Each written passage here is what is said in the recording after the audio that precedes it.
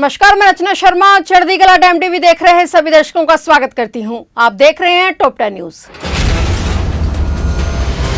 पंजाब सरकार श्री गुरु तेग बहादुर साहब जी के 350वीं शहीदी शताब्दी को भव्य स्तर पर मनाने की तैयारी कर रही है। इस अवसर पर देश की राष्ट्रपति द्रौपदी मुर्मू और प्रधानमंत्री नरेंद्र मोदी को आमंत्रित करने की योजना है। मिली जानकारी के मुताबिक मुख्यमंत्री भगवंत मान स्वयं दिल्ली जाकर उन्हें निमंत्रण देंगे। इसके अलावा समारोह में देश के सभी राज्यों के मुख्यमंत्रियों को शामिल होने के लिए बुलाया जाएगा। इसके लिए पंजाब कैबिनेट के अलग अलग मंत्रियों ने जिम्मेदारी संभाल ली है और वे आमंत्रण देने का काम भी कर रहे हैं। सरकार ने पूरे कार्यक्रम का विस्तृत खाका तैयार कर लिया है और सुनिश्चित किया है कि यह ऐतिहासिक समारोह भव्य और संगठित तरीके से संपन्न हो। वित्त मंत्री हरपाल सिंह चीमा और लालचंद कटारुचक बंगाल, असम और ओडिशा के मुख्यमंत्रियों को आमंत्रण देने जाएंगे, जबकि पंजाब सीएम भगवंत मान खुद राष्ट्रपति प्रधानमंत्री को शहीदी दिवस का न्योता देने जाएंगे।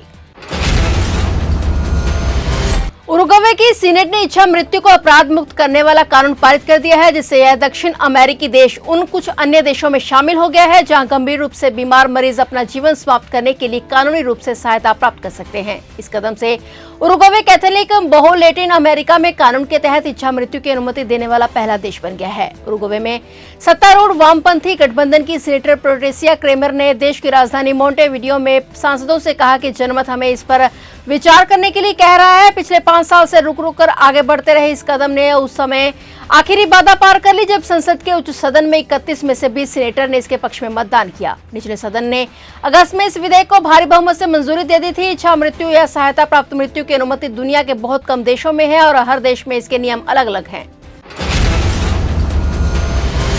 पाकिस्तान के खैबर पख्तूनख्वा प्रांत में एक सुरंग के पास एक ट्रक के पलट जाने से एक ही परिवार के कम से कम 15 लोगों की मौत हो गई और 8 अन्य घायल हो गए। बचाव अधिकारियों ने जानकारी दी। आपातकालीन सेवाओं के प्रवक्ता ने बताया कि यह दुर्घटना मलाकंद जिले के स्वात मोटरवे पर हुई और सभी पीड़ित स्वात के बहरीन तहसील के जिब्राल क्षेत्र के एक खाना बदोश परिवार से थे, जो अक्सर मौसमी तौर पर विभिन्न क्षेत्रों में प्रवास करते थे। हादसे की सूचना मिलने पर बचाव सेवाएं और पुलिस दुर्घटना स्थल पर पहुंची और घायलों और मृतकों के पार्थिव शरीर को जिला मुख्यालय अस्पताल बटखेला पहुंचाया गया। अस्पताल में चिकित्सकों ने 15 लोगों की मौत की पुष्टि की, जबकि 8 घायलों को आपातकाल चिकित्सा प्रदान की गई।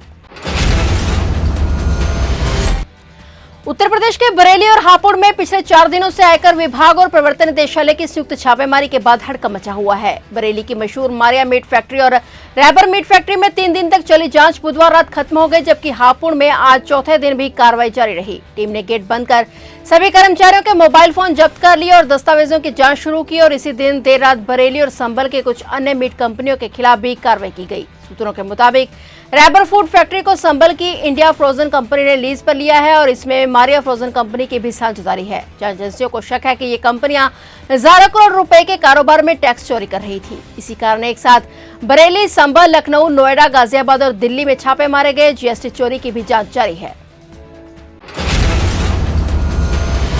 पंजाब में सीबीआई ने बड़ी कार्रवाई की है। सीबीआई ने डीआईजी रोपड़ रेंज हरचंद सिंह भुल्लर को गिरफ्तार कर लिया है। बताया जा रहा है कि सीबीआई ने जाल बिछाकर हरचंद सिंह भुल्लर को रिश्वत लेने के आरोप में गिरफ्तार किया है। हरचंद सिंह भुल्लर 2007 बैच के आईपीएस अधिकारी हैं। सीबीआई की टीम ने आज डीआईजी हरचंद सिंह भुल्लर के दफ्तर में रेड की। सीबीआई ने रंगे हाथ रिश्वत लेने के मामले में डीआईजी हरचंद सिंह भुल्लर को गिरफ्तार कर लिया।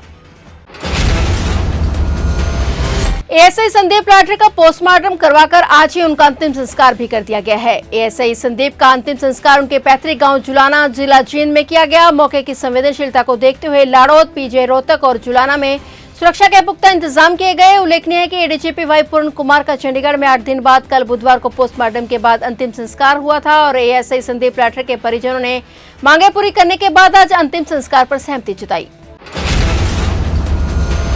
केंद्रीय मंत्री मनोहर लाल खट्टर आज रोहतक के लाड़ौद गांव पहुंचे, जहां उन्होंने एएसआई संदीप लाठर के परिजनों से मुलाकात की। इस दौरान केंद्रीय मंत्री मनोहर लाल ने परिवार को सांत्वना दी। उन्होंने परिजनों को आश्वासन दिया कि एएसआई की पत्नी को सरकारी नौकरी दी जाएगी और उनके बच्चों को शिक्षा का खर्च सरकार वहन करेगी। केंद्रीय मंत्री मनोहर लाल ने कहा कि इस संबंध में वे हरियाणा के मुख्यमंत्री नायब सिंह सैनी से बात करेंगे। केंद्रीय मंत्री ने मामले को जातिवाद का रंग देने से बचने की अपील करते हुए कहा कि दोनों पक्षों के साथ न्याय होगा। इस दौरान उन्होंने पीड़ित परिवार को ढांढस बंधाया और दोषियों के खिलाफ कड़ी कार्रवाई का भरोसा दिलाया।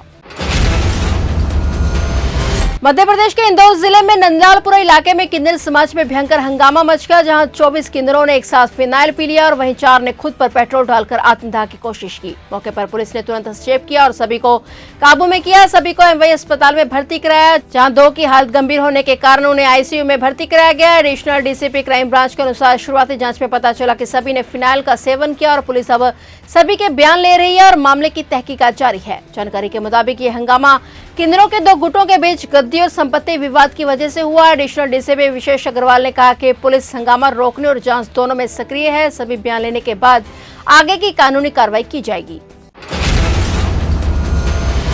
कर्नाटक के बेंगलुरु में एक चौंकाने वाला मामला सामने आया है। दरअसल शहर के एक सर्जन डॉक्टर को अपनी पत्नी की हत्या के आरोप में गिरफ्तार किया गया है। मृतका भी डॉक्टर थी। आरोप है कि पति ने इलाज के बहाने बार बार अपनी पत्नी को बेहोशी का इंजेक्शन देकर मार डाला। मृतका के पिता की शिकायत पर पुलिस ने आरोपी डॉक्टर के खिलाफ मामला दर्ज कर उसे गिरफ्तार कर लिया है। आरोपी डॉक्टर विक्टोरिया अस्पताल में ही सर्जिकल रेजिडेंट के पद पर तैनात है और पुलिस पूछताछ में डॉक्टर ने बताया कि उसकी पत्नी को पेट संबंधी परेशानी थी और उन्होंने इलाज के लिए एंथीसिया का इस्तेमाल किया। हालांकि एंथीसिया की ओवरडोज देने की बात पर वे कुछ सही जवाब नहीं दे पाए, जिसके बाद डॉक्टर को गिरफ्तार कर लिया गया।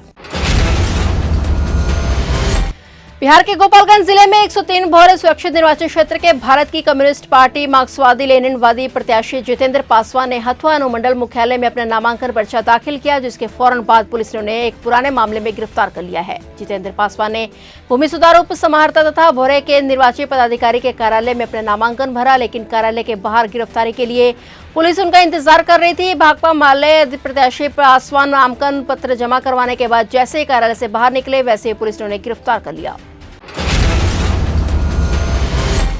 फिलहाल टॉप 10 न्यूज में इतना ही और नए समाचारों के साथ फिर से हाजिर होंगे। तब तक के लिए देखते रहिए चढ़ती कला टाइम टीवी।